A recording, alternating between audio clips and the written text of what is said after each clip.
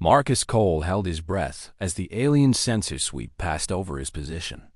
The burning red sands of Karth Prime stretched endlessly around him, and the air itself seemed to shimmer with heat that would kill an unprotected human in minutes. But Marcus was not unprotected. He wore the Avatar suit, Earth's most advanced stealth technology, and right now it was the only thing keeping him alive. The Vorathi hunting party moved through the rocky canyon below. There were 6 of them, each standing nearly 3 meters tall with scaled skin that changed color to match their surroundings. They were the apex predators of this region of space, and they had been hunting humans for sport ever since first contact went wrong 15 years ago. Marcus watched them through the suit's enhanced vision. The Avatar system showed him heat signatures, movement patterns, and most importantly, the invisible web of sensor traps they had laid across the canyon floor. Each trap was designed to detect any form of life, no matter how well hidden. The Vorathi were patient hunters, and they had learned from their failures against human scouts. But Marcus had something they did not expect. His suit was not just hiding him from their sensors. It was learning from them. The mission was simple in theory, but nearly impossible in practice. Earth Command needed intelligence on the Vorathi forward base, located somewhere in the mountains beyond this canyon. The base controlled the jump gate that connected this sector to Earth's colonial territories.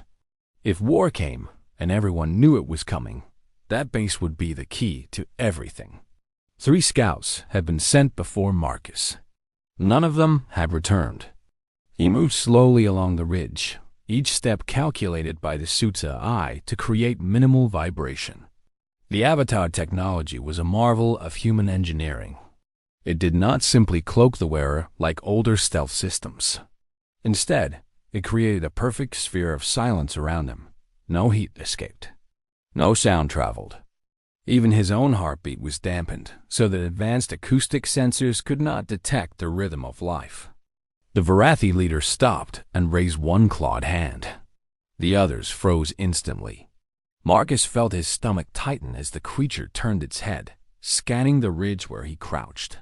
Its eyes were like black pools that seemed to absorb light rather than reflect it. Marcus did not move. He did not even blink. The moment stretched into eternity. Then the leader made a gesture, and the hunting party continued on their patrol.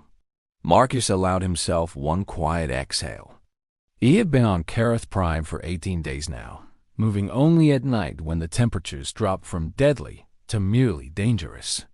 During the day, he found shelter in caves and crevices, letting the Avatar suit regulate his body temperature while he studied the Vorathi patrol patterns.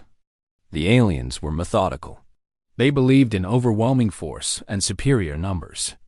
They did not understand how humans thought. They could not grasp why a single scout would be sent alone into hostile territory. In Vorathi culture, such a mission would be shameful, a punishment for failure. They assumed any human foolish enough to come here would be desperate and careless. That assumption was their weakness. Marcus reached the end of the ridge and looked down at the valley below. This was the dangerous part. The valley floor was covered with what looked like ordinary sand and rock, but his suit's sensors revealed the truth. Dozens of buried detection pods waited beneath the surface, each one connected to an alarm system that would bring every Vorathi warrior in the region down on his position within minutes. The previous scouts had probably made it this far. They had probably thought they could move fast enough to avoid detection. They had been wrong. Marcus studied the pattern of the hidden sensors. There had to be a gap somewhere. The Vorathi needed to move through this valley themselves, which meant they needed a safe path. He just had to find it. Hours passed as he watched and waited. The sun climbed higher, turning the valley into a furnace. His suit worked overtime to keep him cool, but he could feel the strain on its power cells. He would need to find shelter soon. Then he saw it. A small lizard-like creature emerged from beneath a rock and began making its way across the valley floor. It moved in a strange zigzag pattern, almost dancing between invisible barriers. The sensors did not react to it. Marcus smiled. The Varathi had programmed their sensors to ignore the local wildlife. They had to, or the constant alarms would make the system useless. But that meant there were paths through the valley where even larger life forms could pass undetected. He memorized the lizard's path, watching 3 more of the creatures make the same journey before he was certain he understood the pattern. Then, he waited for darkness. The night brought cold so intense that ice formed on the rocks within hours of sunset. Karth Prime was a world in extremes, and nothing about it was welcoming to human life. But the cold was easier for the suit to handle than the heat, and Marcus moved with renewed energy as he descended into the valley. Step by step, he followed the path the lizards had shown him. The suit helped him navigate in the darkness, projecting a faint guide onto his visor. Each footfall was precise, landing exactly where it needed to land. The buried sensors remained silent. Halfway across, he heard a sound that made his blood run cold. The high-pitched whine of Varathi hoverbikes echoed through the canyon. A patrol was coming, and they were moving fast. Marcus dropped flat against the ground and activated the suit's emergency stealth mode. The technology drew power at an alarming rate, but it rendered him virtually invisible to every form of detection the Varathi possessed. He lay there, barely breathing, as 3 hoverbikes screamed overhead. The riders did not slow down. They did not look down. They passed directly over him and vanished into the night. Marcus waited a full 10 minutes before he moved again. His heart was pounding so hard he could feel it in his throat, but the mission was more important than his fear. Earth was counting on him. Millions of people back home were sleeping peacefully tonight, unaware that their future might depend on what he learned in the next few days. He reached the far side of the valley, just as the first light of dawn began to color the horizon. A cave opening waited there, exactly where his maps had predicted. He slipped inside and found a narrow passage that led deep into the mountain. The Varathi base was close now. He could feel it. Marcus settled into a defensive position and began reviewing the data his suit had collected. Every sensor, every patrol route, every trap location was now stored in the Avatar system's memory. When he made it back to Earth, this information would save lives. It would give humanity an edge in the war everyone knew was coming. But first, he had to survive. The cave grew warmer as he moved deeper, and strange bioluminescent fungi provided a dim blue light that his enhanced vision could easily use. He found a small chamber where water dripped from the ceiling, collecting in a natural basin. The suit analyzed the water and declared it safe to drink. For the first time in days, Marcus allowed himself to feel hope. He was close to completing his mission. The Varathi did not know he was here. Their traps had failed, their patrols had missed him, and their confidence in their own superiority had blinded them to the simple truth that humans were not like other species. Humans did not give up. Humans did not accept impossible odds as a reason to stop trying. Humans had crawled out of caves and conquered their own world against predators far more dangerous than anything they had faced since. The Varathi were just another challenge, and humanity had never met a challenge it could not eventually overcome. Marcus closed his eyes and allowed himself a few hours of rest. Tomorrow, he would push further into the mountains. Tomorrow, he would find the base and complete his mission. And then the Varathi would learn what humans were really capable of. The base appeared on the 3rd day after Marcus left the valley. It was built into the side of a massive mountain, its metal structures blending with the natural rock in a way that made it nearly invisible from orbit. Earth satellites had searched for months without finding it. Only boots on the ground could have located this target. Marcus studied it from his hiding spot, nearly 2 kilometers away. The Avatar suit's optical systems gave him a clear view of the entrance, the guard positions, and the steady stream of vehicles moving in and out. This was no small outpost. This was a full military installation, capable of supporting thousands of troops and dozens of warships. Earth Command needed to know about this. They needed to know the size, the defenses, and most importantly, the location of the power systems that kept the base operational.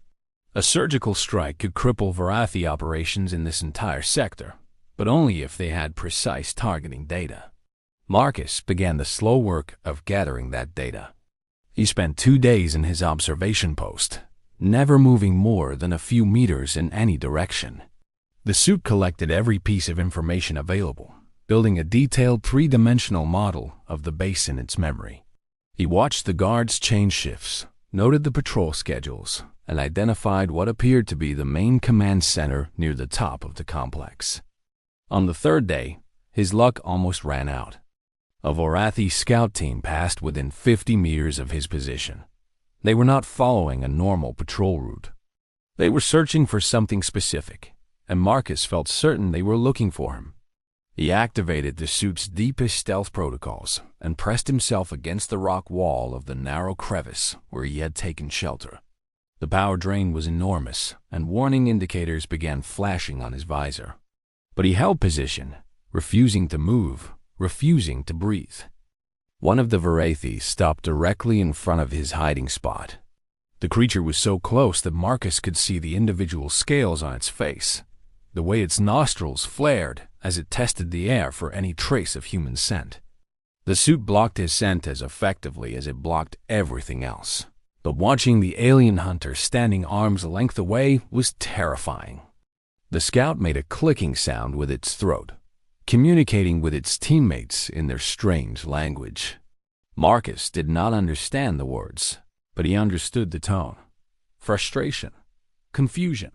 They knew something was wrong, but they could not find the source. After what felt like hours, the scout moved on. The team continued their search pattern, moving further up the mountain and away from Marcus's position. He waited until they were completely out of sight before he allowed himself to breathe normally again. His suit was dangerously low on power now. He needed to make a decision. He could retreat to a safe location and recharge, losing precious time and risking discovery during the journey. Or he could push forward and try to get closer to the base before his stealth capabilities failed completely. Marcus chose to push forward.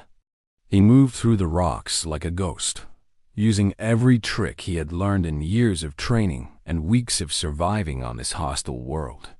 The avatar suit warned him of approaching patrols, and he slipped past them with seconds to spare each time.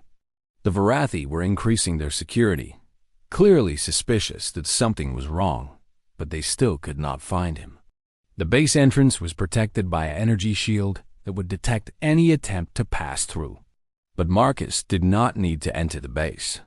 He just needed to get close enough for his suit to analyze the power signatures, the communication frequencies, and the structural weak points that Earth's weapons could exploit. He found a position on a rocky outcrop overlooking the main gate. From here, he could see everything. The suit worked frantically, recording data faster than any human mind could process. In less than an hour, Marcus had gathered more intelligence than the previous 3 scouts combined. But getting the data meant nothing if he could not deliver it. The journey back was the most dangerous part of the mission.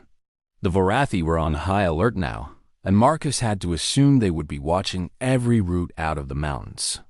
He needed to find a path they would not expect, a way home that no scout had ever used before. He found it in the form of an underground river that flowed through the mountain range toward the landing zone where his extraction ship was waiting. The river was freezing cold and filled with strange creatures that glowed in the darkness, but it was also completely unmonitored by Varathi sensors. Marcus spent 4 days following that river through the mountain. He nearly drowned twice, nearly froze once, and lost count of the number of times he thought he would never see Earth again. But he kept moving, kept fighting, kept believing that the mission was more important than his own survival. On the 5th day, he emerged from a cave opening less than a kilometer from his extraction point. The ship was exactly where it was supposed to be, hidden beneath camouflage netting in a narrow canyon. Marcus approached carefully, expecting a trap at every moment.